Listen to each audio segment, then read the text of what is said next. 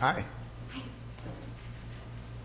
Stacey Armato. I live in Hermosa Beach. I noticed that oil wasn't on the agenda, and I don't know when it's going to be next, so I felt obligated to kind of share some of the facts or research that I found over the course of the last couple of weeks that surprised me and concerned me, and I thought might be interest to the public.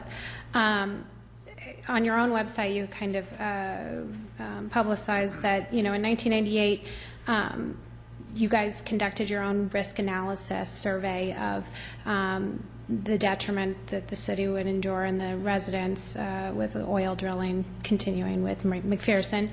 And it was undeniable that you guys determined that it was a health and safety risk for the residents, and you went ahead and pursued that. In 2010, you also decided, the Court of Appeal, it ruled that you guys had the right to halt the project if it did pose a health and safety risk to the community.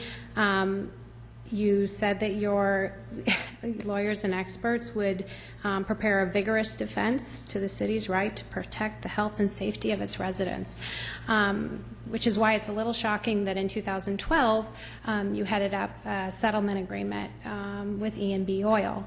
I found it a little more alarming that the CEO of E&B Oil, Steve Lawton, it shouldn't go unnoticed that he was the founder of Equinox Oil, and there was a fairly significant oil spill that happened in 1998 that affected the wetlands, and I believe it's about 2-mile radius, whereas Hermosa Beach is only 1.3 miles. The most significant part, obviously, that's a health and safety risk in a company that he founded, but even more significant is that he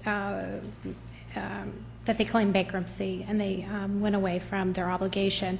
So I don't know why we would come to an agreement or hold hands with a company that has that past.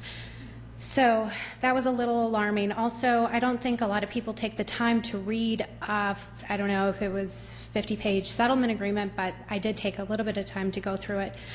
Some important areas were that E&B